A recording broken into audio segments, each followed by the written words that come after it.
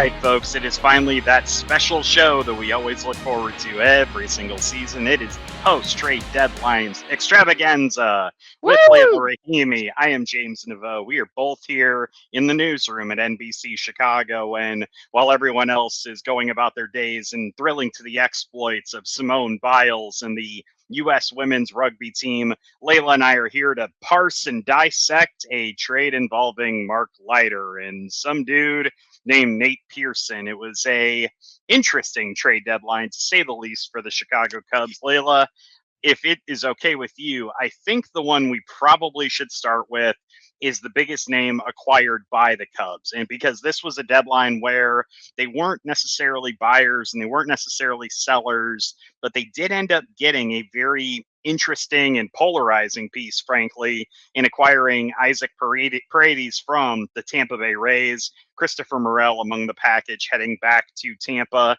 I am aware that this violates one of the cardinal rules of baseball, which is never, ever trade with the Tampa Bay Rays.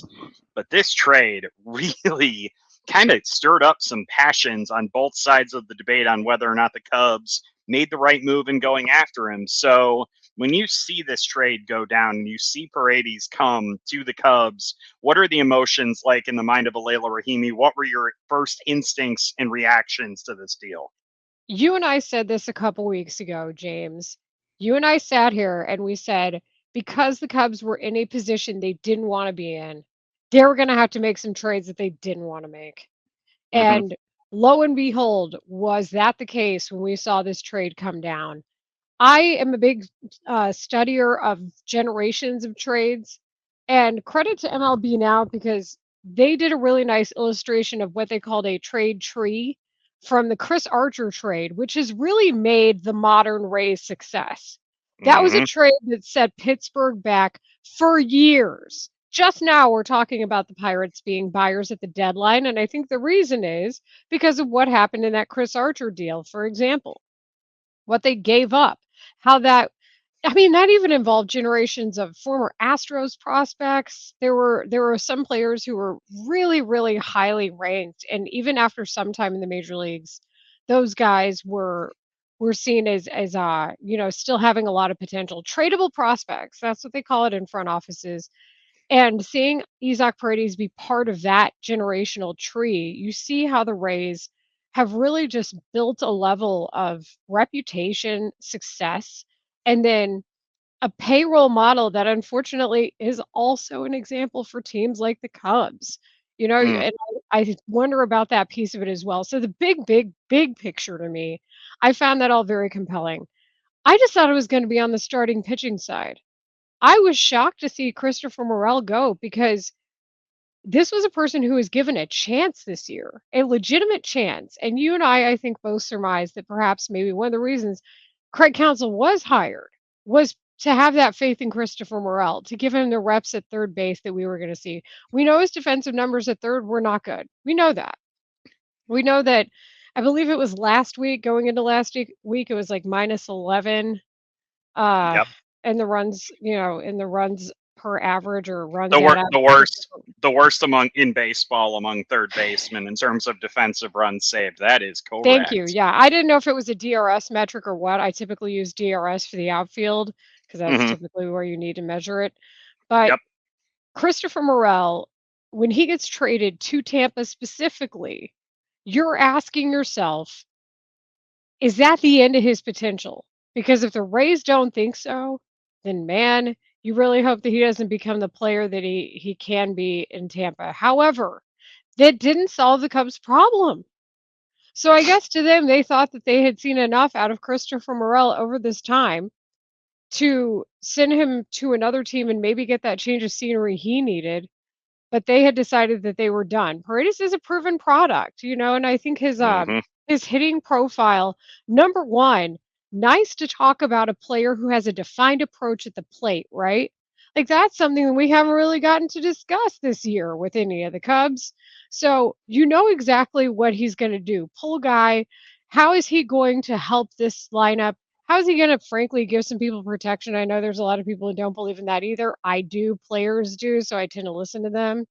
And is it going to be enough when you consider how bad the offense was. We saw a game where I know we're going to talk about it a little bit more, where yesterday, that should have been your first clue, I guess, that Jameson Taillon wasn't going to get traded. But Paredes wasn't in that game, and look what happened. You had a total of 3 hits. So you're Yep. hoping that that is not the case. And not just 3 hits, by the way. 3 hits, none of them for extra bases.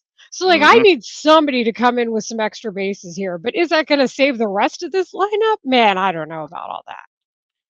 Yeah, I think that there's a lot of different directions we can kind of go in terms of what Paredes brings to the Cubs. I think that the big thing that you're going to hear a lot is something that Leila mentioned, which is the heavy emphasis on pull hitting. There is only one hitter in Major League Baseball that pulls the ball more than Paredes, and he's some dude named Jose Altuve for the Astros. Like, this Hall is a of guy Famer.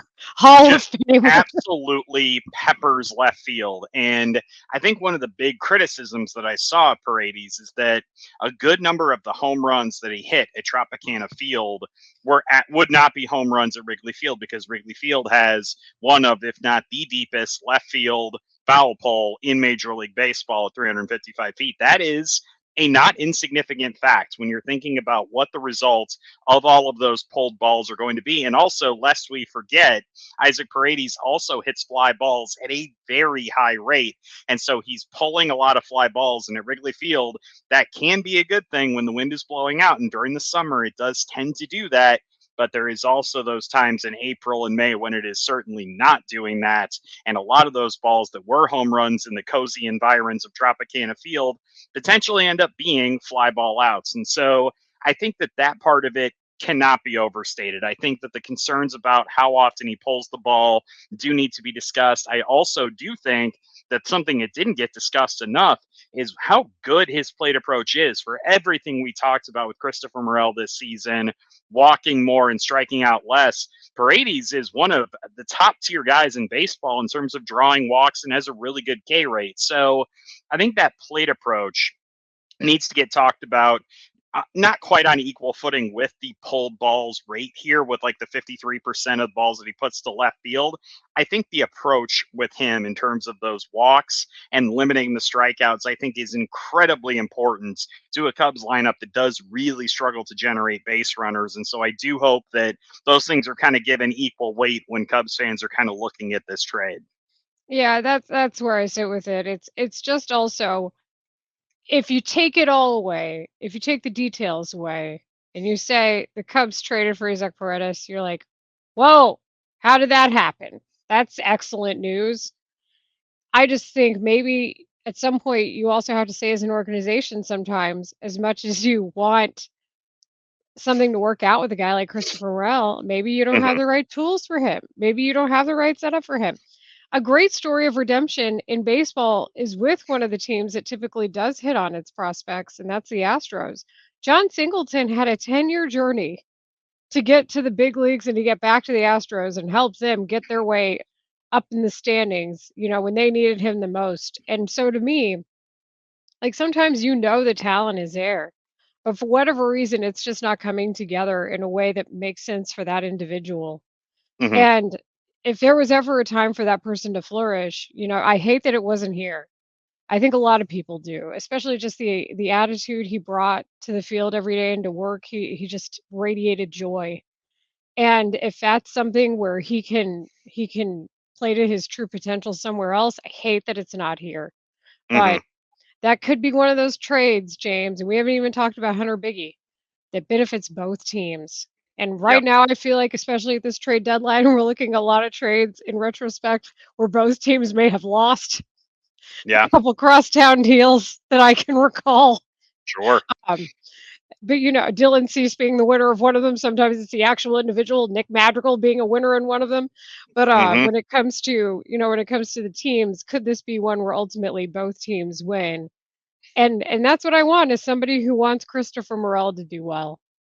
Yeah, and that's kind of the hope that we had with the Michael Bush trade is another good example of that, where you realize that the Dodgers did get a couple of very intriguing prospects from the Cubs, but the Cubs also got a guy who could potentially be a really solid first baseman, and we've seen the leaps forward that Bush has been able to take with his glove this season, and I love the way that he approaches his plate discipline and the power that he brings to the mix. That's the ideal. You don't want a team necessarily to pound you over the head with a trade that you make, but if it's mutually beneficial, I'm not going to be ever be mad about that. And in the case of a guy like Morel, who, like you said, Leila, just an incredible clubhouse guy. You saw him replying to people on Instagram after the trade, saying goodbye to Cub fans. This is a guy that really desperately wanted to be in Chicago, loved the fans here, was clearly devastated that he got traded away, and just seemed like an overall really great guy. And I think that fans who kind of are, thinking about that part of it today, I completely, commiserate with you. Baseball is a really tough business. It sucks to lose a guy like that from your clubhouse. We all know the stories about how much fans came to love guys like Javier Baez and Anthony Rizzo. And yeah, their on field exploits were a big part of it, but so were their off field personalities. And there were precious few of those types of personalities on the Cubs right now. It's basically what him and Shota Imanaga at this point are the only guys who really have kind of that like off field like charisma that fans are really gravitated towards. I get the sense that that's a guy that you're really going to be rooting for down in Tampa Bay. And I know that the Cubs got a lot in terms of the controllability of Paredes' contract. He's under contract for at least 3 more seasons after this. Played at an all-star level the last 2 seasons. There's a lot of really good things about him. But man, it really does stink to kind of lose somebody of the character level of a Christopher Morel. Yes, and not just that, but just when he hit the home run, how good it would look and Hmm. how seemingly effortless. And that is so hard to me in this game right now, like this 2024 July 30th, as we're talking about a game. And you want to see so much more of that. And just, I mean, I'm going to be a little nerdy here. The launch angle, for one, just an outrageously good launch angle. You see all those hitting tools, and you just want it to come together in a way that works. But at the end of the day, this Cubs team needed different hitters to make this lineup work. And if there's Yep. one lesson that I hope Jed Hoyer has learned, and knowing him, I'm sure he has, it's just a matter of trying to execute it. It's that as good as you think your hitters are, this offense, for whatever reason, has been a riddle for far too long. Let's kick it back all the way to whenever you first thought about that discussion in 2018, and how this is something that they're still going to have to work on until they find something that works in this modern era. And frankly, even though they have such a high payroll, with the payroll of the people they're expecting to hit. Yeah. And I think that, a lot is going to be said in the coming weeks and months about the impact that this is not only going to have on the complexion of the lineup, and adding Cody Bellinger back into the mix is also going to have a pretty significant impact to how this whole thing looks. I mean, they're playing the Cincinnati Reds as we record this podcast on a Tuesday night. They've got Ian Happ batting leadoff. Like, this is a team that very clearly is still kind of trying to find their way in terms of their lineup, and where Paredes ends up slotting in is going to be interesting. And then you're also going to have to talk about the impact it's going to have on guys like Matt Shaw. We talked to Greg Huss last week, and he does think that Shaw has been able to make some strides forward with his defense at third base, but questions whether or not he's going to be in the minor leagues long enough to fully develop that skill set.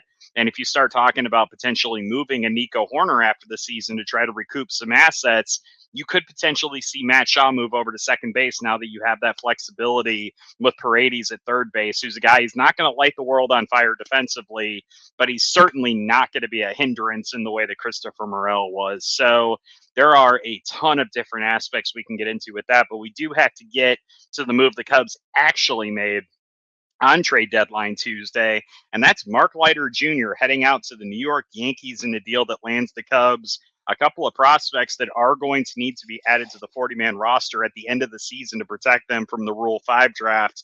Leila, you and I talked a lot about team control when it came to Paredes and Christopher Morel. Mark Leiter Jr., another guy that has 2 more years of team control left after this season, and the Cubs cut him loose for a AA prospect and a AAA prospect. So, again, I'll pose the same question to you that I asked you about the Paredes deal. What were your thoughts on the deal that sent Mark Leiter to the Big Apple? You know that you're going to have to probably part with a reliever who's really good, and the Cubs have been doing that for a very long time. Mm-hmm. I do go back to the moves they didn't make because I didn't think it was going to be Mark Leiter Jr. But it makes sense as to why the Yankees would want him. You're really seeing a case of the haves and the have-nots right now in Major League Baseball, and there are some unexpected ones, like the Royals casually picking up a backup shortstop just because they can. Things like that really stuck out to me. They get Paul DeYoung from the White Sox because the White Sox wanted to trade everybody, including maybe you and I. But when Mm-hmm. it comes to Leiter, he had been excellent in July. His numbers indicated that he was going to perform well throughout the season. The FIP indicated that. Uh, I, I mean, the question is like when Jed says these are moves that are going to improve or make us better in future years, is that one of them? Mm, Because I guess you think that again, you needed more in return, more bodies for knowing that Leiter maybe at the end of his reliever luck. I do tend to believe in that whole relievers are good every other year concept. mm-hmm. But Mark Leiter had been one of your most consistent people. He was in the circle of trust, even when his reverse splits weren't as good as they had been. And if you're going to trade somebody, I guess you have to go with who's fetching the most value. I know they Yeah, like doing business with Brian Cashman, but if you were trying to make the playoffs this year, you needed him. sure. Well, I mean, the Cubs clearly are not trying to make the playoffs this season. Otherwise, I think you would have seen them splash around in the pool for maybe a guy like Jack Flaherty, who really Goes to the Dodgers. Just did not command the type of return we would have thought he would have based on his performance with the Tigers. That is a perplexing move that the Tigers made. I think that is one that we could definitely parse in the future and be like, man, they really did not give up that much to get Jack Flaherty as a rental. But Nobody back to gave Mark, up that much. No one no, gave up that well, much. We thought this was going to be a there have seller's been market, and it really was there were a not. few deals where you're like kind of like, wait, you gave up how much for who? And I mean, you also, I mean, look at what the White Sox got for Eric Fetty and for Tommy Pham and Nothing from the Michael Cardinals. Kopech. They got literally nothing from the Cardinals for giving them Fetty and Pham. The idea, and that's, we will get into this when we talk about the deals the Cubs didn't make and question whether or not the market maybe just kind of dictated that they get, absolutely nothing. I think that focusing on Mark Leiter, I think to your point, Leila, even aside from just the idea that guys, have kind of this like sporadic effectiveness as relievers, and maybe he's going to be heading into a year where he won't be as effective. I think the other thing you do have to keep in mind is, yeah, the innings aren't quite on the arm the way they would be at for a normal guy of his age.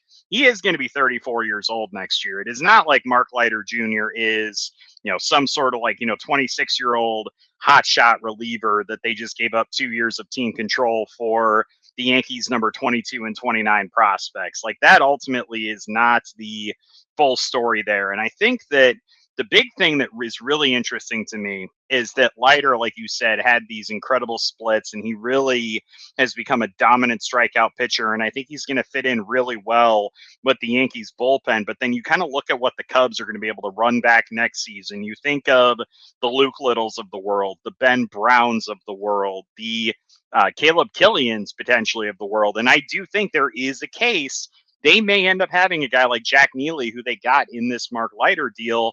He may be part of the mix too. And so I think that adding a significantly younger guy who still has a ton of upside as a potential late inning pitcher, I don't think that can be overlooked in this case. And so I think that it's really tempting to kind of go by, who's most likely to help in 2025. I think the arguments for Mark Leiter in that case is very clear. But I think in terms of the upside and the ability that a guy like Jack Neely has, I see the logic in a trade like this. And so I find it to be an interesting move for the Cubs. And I know they're going to get dinged really hard because Ben Cowles, the shortstop they got in this deal, is probably done for the season because he got hit by a pitch a few days ago and is probably done for the year. But just looking at the way Jack Neely kind of profiles, he seems like a pretty prototypical 6'8". I'm going to fire the fastball by you and wipe you out with a slider guy. And so I can see the logic that Jed Hoyer and company were employing in acquiring him from the Yankees. And listen here, I understand the body type too.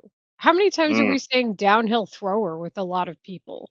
And again, all of when we talk about effortless mechanics, when Christopher Morel would connect on a home run ball, it is absolutely crucial, especially now when you consider the rate of pitcher injury, to have that search for mechanics that are efficient. mm-hmm. Again, it's one of those things that gets you multiple millions of dollars over several years, versus not. Like that, I'm talking about the good to greats here, right? We just saw a pretty good example of how life can come at you fast with what happened to Garrett Cole. General soreness took him out.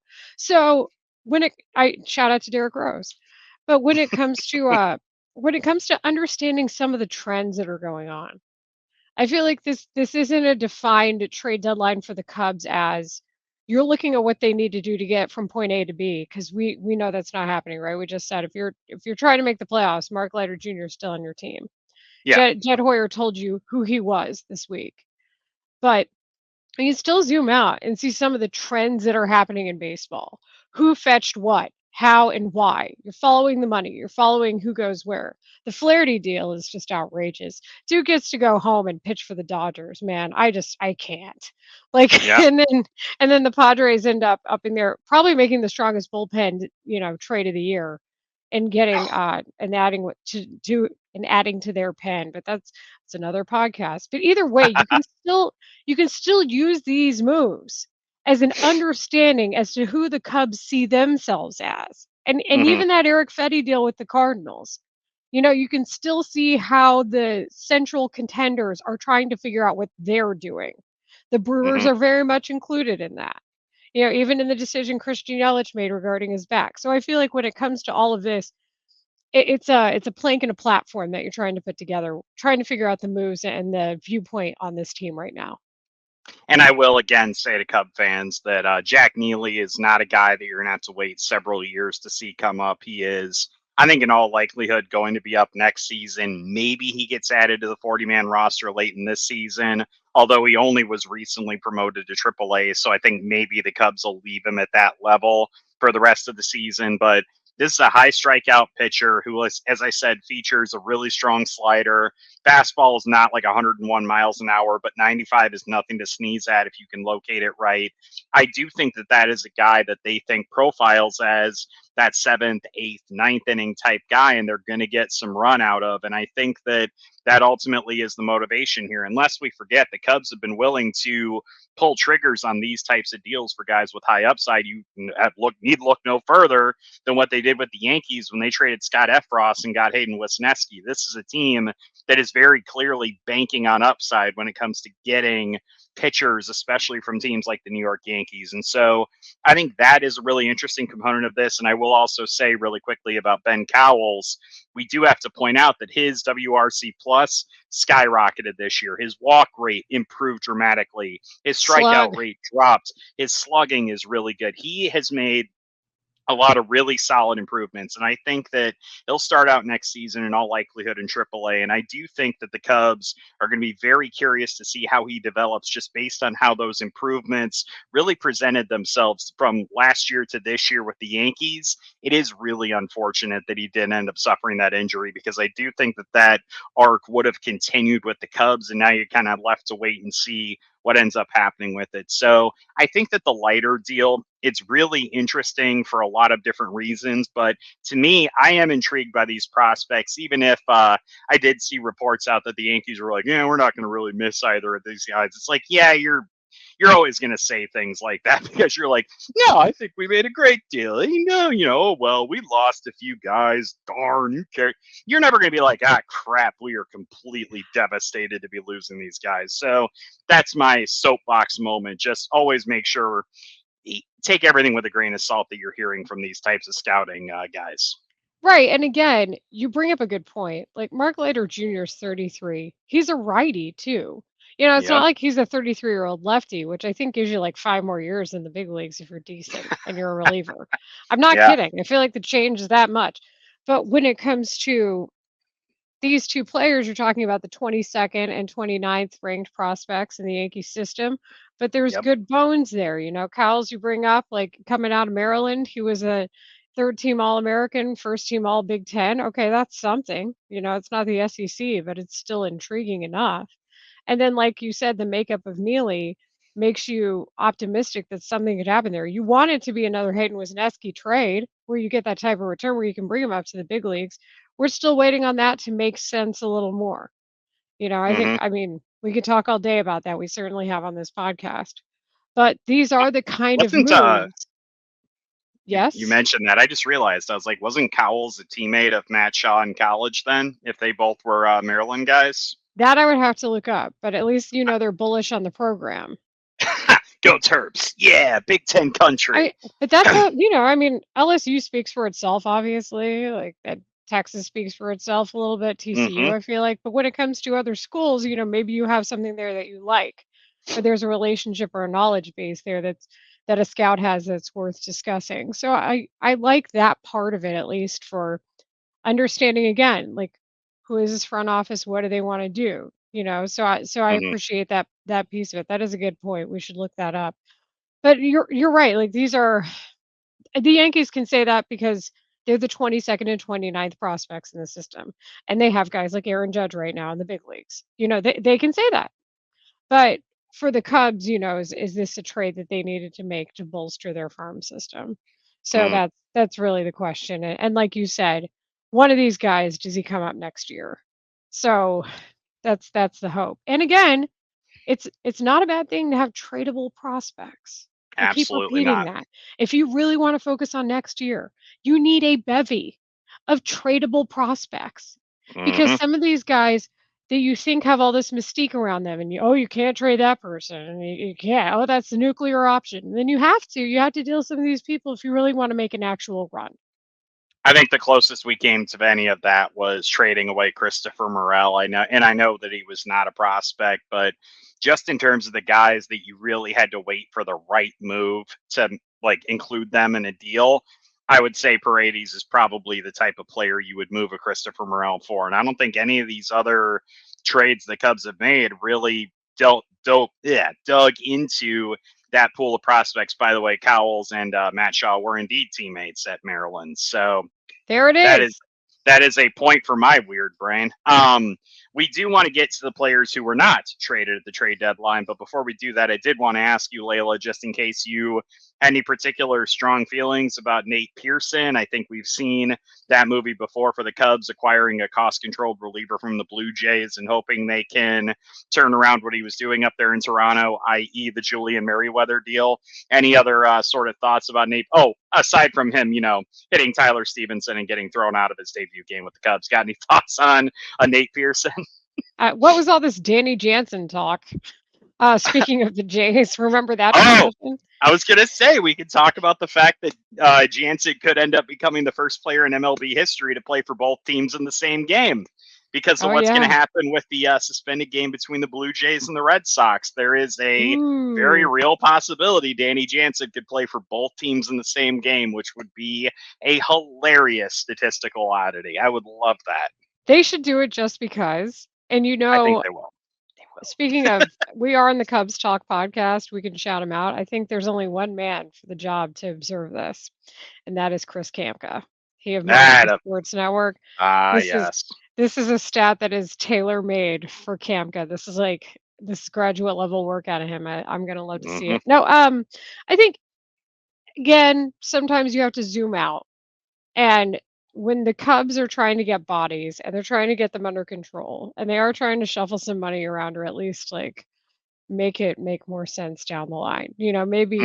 you're cooking for yourself on week 4 of the month. You know what I'm saying? So I feel like in this case that like I don't mind them getting bodies because they've given a lot up in some of these one for one deals recently to get relievers. So to acquire another one when you feel like your ranks are slightly lower, I'm okay with it. As to how he, he has to earn his way into the circle of trust, right? Even Hmm. even when you're not in a playoff run, I still think the circle of trust is worth discussing. But I don't want to see these guys have a ton of miles on their arms in games that don't mean anything come, say, late August or September.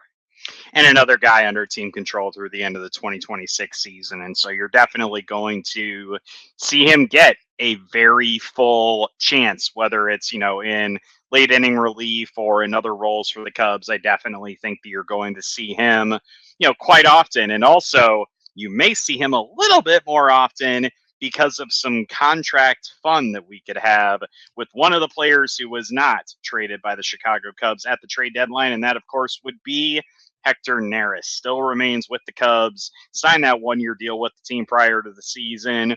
Would have thought maybe as a rental would have been an interesting option. However, you do have to keep an eye on his club option for next season, which converts to a player option if he has 60 appearances or if he finishes 45 games. And I wonder, Leila, if maybe, just Woo! maybe, Maybe little if that clues. option had something to do with it, because I would almost imagine a team would have been like, look, $9 million for a 36-year-old Hector Neris. That's a little bit of a steep price. We may need to lower the return you get or have you kick some cash in.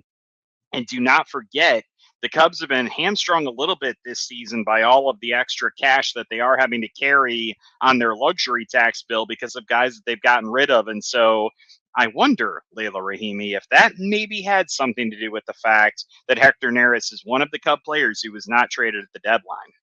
That would make it make sense, would it not? And also whether or not a team wants to pick up the options that are involved in those deals, because Mm-hmm. Hector Neris is a proven, whether or not you guys want to hear this, Hector Neris is a proven pitcher when he is deployed in the proper situation. Is a very valuable asset on a playoff team. But I it's know. still it's a $9 million deal for a 36-year-old pitcher. I totally get a little bit of hesitation. I will say that.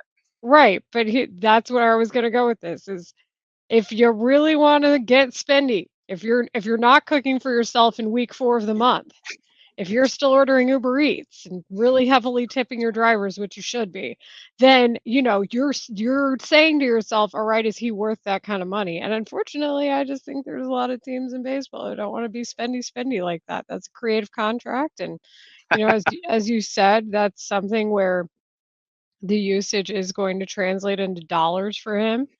Hmm. Like if they had to rely on him too much, that was going to be a long-term move for him. And frankly, he's earned it. He had earned that going into this season. Of I think course. if he's Well, still on the Astros, we're they probably use him properly, except they have Josh Hader finally again. we are Talking all of about the guys they opinion. loved who came back and then they got him back and then now they're here again. And I look like Dennis Rodman describing the triangle offense. I do want to point out that we are all proponents of whatever players can get in their contracts. They deserve it. I think we're all proponents of that on this podcast. But I will We are also say that pro people getting when paid. you when you kept saying get spendy, all I could think of was the Rick and Morty get swifty, and so all I was like, get spendy in here. That's all I was happening when you said that. We're allowed to be Speaking a little delusional. This a season little has bit, caused that. This is the little good bit. team in town we get to discuss. Hmm? But listen, we do need to talk about the biggest name that did not move at the deadline. That was a gentleman named Jameson Taillon, who did not end up getting traded by the Cubs. Still has 2 years left on his deal after this year, $18 million a season.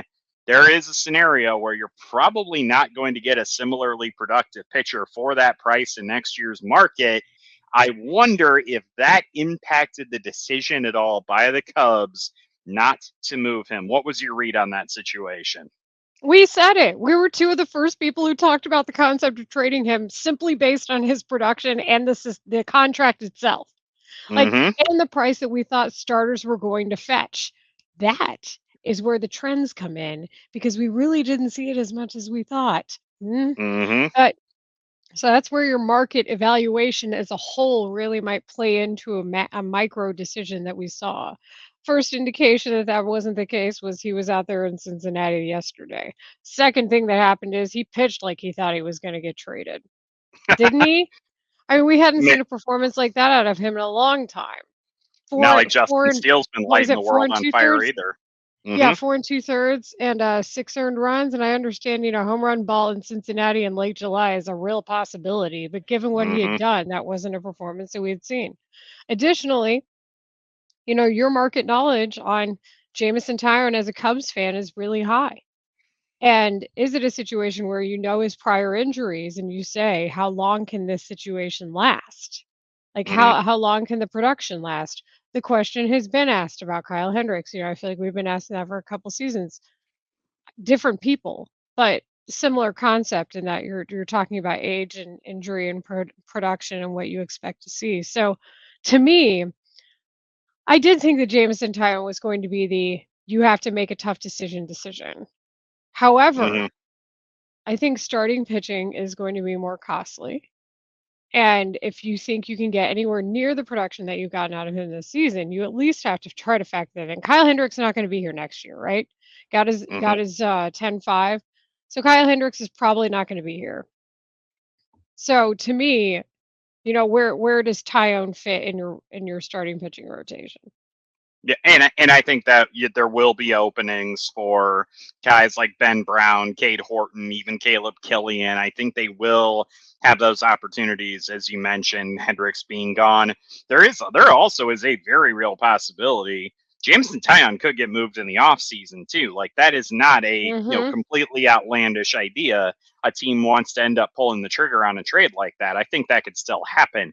I do look at some of the returns for starting pitchers. We mentioned the White Sox, we mentioned the Tigers, what they got for starting pitching.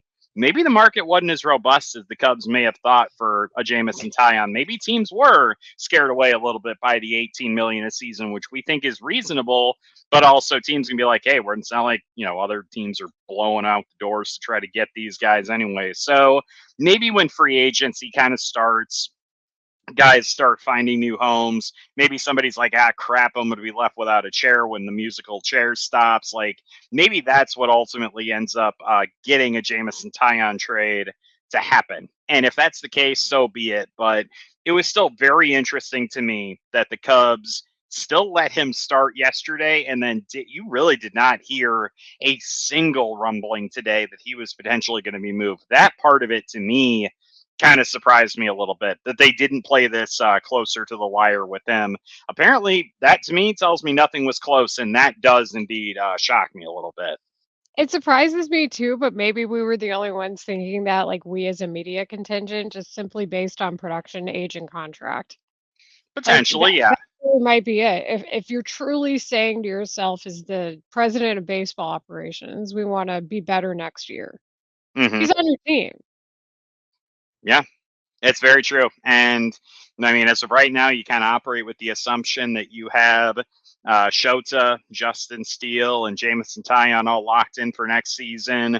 One would think you have Javier Assad locked in for next season, too. And so that only leaves one spot to realistically be competed for at this point. And so definitely an interesting decision to keep him and not to really even entertain anything serious about him moving. I wonder if teams like the Yankees and the Red Sox just kind of kicked the tires and they were like, "Meh, we're not really liking what the Cubs are asking for here." So that one I think is probably the biggest story of the trade deadline. The only other guy that I really am shocked and at least get a look from somebody, Leila, was a Drew Smiley. Were you a little bit Yes, surprised that he yes. did not end up getting? I mean, I would have thought that he or Mike Tauchman, some team would have been like, we need a reserve player. Like, how on earth is there a world where Tommy Edman gets traded, not having played a single game this season, but Mike Tauchman does not? That to me is also very strange. Tommy Edman, who has 1 year left of control. Yep. And the White Sox paid St. Louis to take Eric Fetty. I would have loved, like, I'd like Eric Fetty on the Cubs right now. What are we talking about? I mean, you know what? It also It's would just not shock me in ridiculous to the me. least if the Cubs tried to go out and get Garrett Crochet next season. I will point that out too. That Oh, is a hard very throwing that lefty, that's a diversify. real Ooh, possibility. that Do not diversifies your overlook starting it. rot. Oh, that makes the starting rotation like perfect, doesn't it? Mm, It does make it pretty heavily lefty, and I think you'd probably want a little bit of a better right-handed option than Jameson Taillon being your top righty. But at the same time, can't really argue with a rotation with Crochet, Steele, and Imanaga. That's pretty damn good. I am of the belief that you can't have too many lefties, I'm of the belief especially you when can't have too many guys who can blow the ball by you the way Garrett Crochet can. well, and also like bullpens don't have enough lefties just in general. So to me, okay, if you have them in your starting rotation, I don't mind it. Yes, That's all. anytime you say the word general today, I'm just going to salute. I think that is going General to be soreness. that's going to I be the don't know. prevailing theme of this entire podcast, I I don't. suppose. I don't know why that got me the Garrett Cole thing, but I was like, oh, Garrett Cole's back. Let's see what happens. And it's like, oh, that was not the thing General that was soreness. supposed to happen. And you know what? The thing that I thought of here is I am in my 40th year of life on this earth is who among us is not dealing with general soreness on a daily basis? You don't see Leila, Rahimi, and I calling out because of it. Dang it. Well, we're also not making millions of dollars, and I do have to roll my IT band quite a bit these days. Well, we It's are really not more than making I would millions like. of dollars. Yeah. No, and We're, Drew Smiley is kind of a surprise. Like well, that's I mean, it's not an he's a Swiss insignificant Army knife. contract, but I mean, with how many cash considerations went out the door, including from the White Sox, I would have thought that a Drew Smiley would have been on somebody's radar. He's at least a versatile option that you can throw into a bullpen. The Sox had the worst position.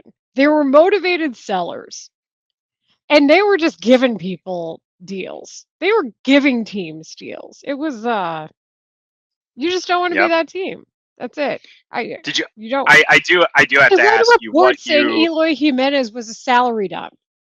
It was a salary dump. That's exactly what it was. Eloy Jimenez is not that much salary. Okay. Listen, I did want to ask you what you thought about Chris Getz being ticked off that Garrett Crochet's camp leaked that he wouldn't want to be traded without a contract extension. What'd you make of that? I genuinely do want to know. I know this isn't a White Sox podcast, but I feel like since we brought up Garrett Crochet, we kind of do have to address that a little bit. MTV doesn't make music videos. Like you don't have music videos on MTV en masse anymore, so I don't mind talking about it because you know what? We talked about a bunch of other trades. Would you like for me to go on and on about the Dodgers again? Do we really need to do that?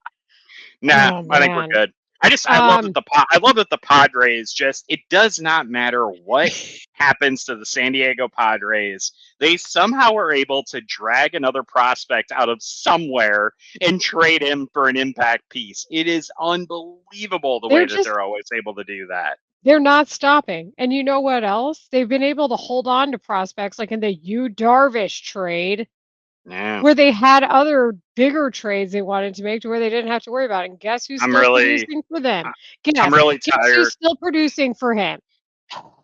Leila Rahimi. Owen Casey is one of the best power hitting prospects in all of baseball.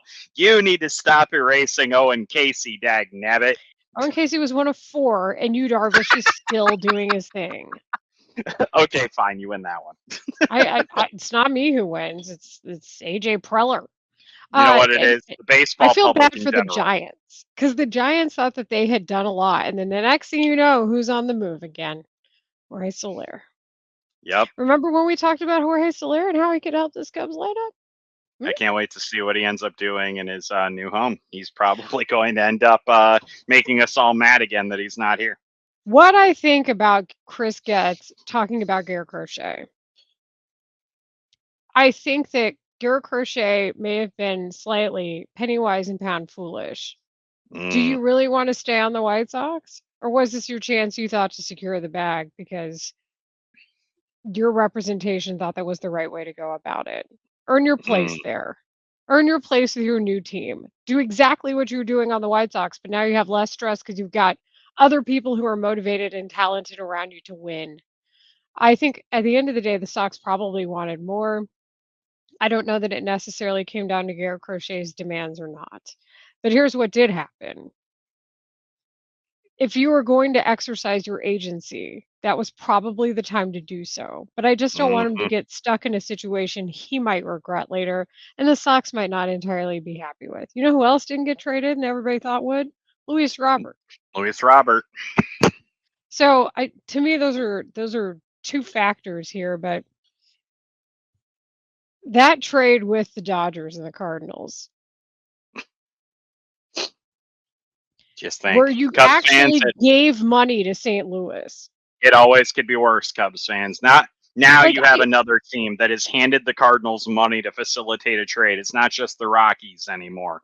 Congratulations, everybody. Additionally, like, it's not like their salaries were large. Nope. All because the Dodgers wanted Tommy Edman. Did they even really want him, or did they just say it to see what else could happen? And all they gave up were 3 infielders, one of whom has a broken leg? You can't even get an arm in the deal? Mm-hmm. I can't. The Cardinals gave up nothing. Nothing except Edman. Nothing. Yep. You're not wrong. You're not wrong, Leila. It was a very weird situation. Michael Kopech was involved in this trade, and somehow. And the White Sox basically got nothing for him too. It was a very interesting, to say the least, trade deadline. Coffee. Again, we know this isn't the White Sox Talk podcast, but I think it just kind of speaks to the bizarre nature of the trade deadline, that this is how everything kind of played out. And before we end this podcast, I want to get your just hottest of takes on this. It can be as short as you want to be. What do you grade the Cubs at as a trade deadline grade? B. Okay. You got a hitter you like, but you gave up a lot of potential and 2 players who are really nice to get him. But how much help is he going to give your lineup in particular? What your personal needs are as a team. And then, additionally, you made some moves to get some bodies. Remains yet to be seen. Mm-hmm. But did you do what you said you were going to do? Yeah. So B. That I will absolutely agree with. The Cubs did precisely what they said they were going to do. I am going to give them a C+ based on the fact that I think the Paredes is an upgrade over Christopher Morel. The question is how much of an upgrade. We genuinely do not know yet because of all the stuff that we mentioned previously, with the lower home run rate, potentially the fly ball rate that we know is really high for him. I do think it's an upgrade. I also do think that the Cubs got pretty solid prospects from Mark Leiter, no matter what some experts may say. I know Baseball America definitely had some really good breakdowns of both Jack Neely and Ben Cowles. I do think that those are 2 interesting guys, to say the least. The reason it's only a C+ is I do think that they probably left 1 or 2 guys on the table that they probably realistically could have gotten prospects for. Whether you want to include Jameson Taillon or not, I think that you had to have moved a guy like Drew Smyly or Mike Tauchman, and the fact that they didn't, it's odd to me. Get a lottery ticket for one of those guys. What good are they going to be to you next season? The answer is probably not much of an impact. You're going to have 40-man roster decisions to make anyway. You're only complicating matters keeping a guy like Mike Tauchman around. So I'm going to go with a C+ for the Cubs at the trade deadline. That's fair, but for the Mike Tauchman discussion, I'll present to you 2024 Patrick Wisdom. There, and again, why wasn't he traded? Why wasn't David Bodie traded? You telling me that nobody wanted a bench bat like Patrick Wisdom? I think that could have been something they could have facilitated. Bodie's $5 million salary, perhaps. Fart noise, Rahimi. Right. That's all I'm going to give you on that. No, I get it, and you and I have been a David Bodie pro on this show, so we have that. We have. At least we saw what happened. We saw that he was actually going to come up to the big leagues again. Thank God that finally happened. I mean, seriously. But I also think I didn't want the Cubs to do anything at the trade deadline. So that's probably why I gave them a B. I was like, I could very well see this team not doing a thing, and I wouldn't be mad about it, frankly. I think that they did most of what they needed to do. Like I said, I thought they left a couple of guys on the table. I will also say that they could very easily rectify that during the offseason. I think this will be a critically important offseason to this team. Whether or not Jed Hoyer and Carter Hawkins as a leadership tandem are still in a place will be determined at a later date. But I think acquiring a guy like Isaac Paredes certainly signals to me that Jed Hoyer probably has the blessing of ownership to continue doing what he's doing with the Cubs. And I think it will ultimately just come down to whether or not they think he has what it takes to kind of restructure this thing. Fair enough. Well, Yeah. James, I appreciate the trade deadline discussion for sure. You know what? I hope our fans did too. It went a little bit longer than we had anticipated, but there was just a lot really to kind of get into about the short term and the long term with this team. We will continue to break down what this all means for the Cubs in the weeks to come. Leila, have fun talking about DJ Moore later on tonight. Be sure to tune in, folks, for Big Ten Country tomorrow. We will be previewing Michigan and Michigan State football. All of the things happening in the sports world right now. So thank you guys for taking this time to listen to us here on the Cubs Talk podcast. For Leila, I am James. We will catch you next time. Congrats, you finished the video.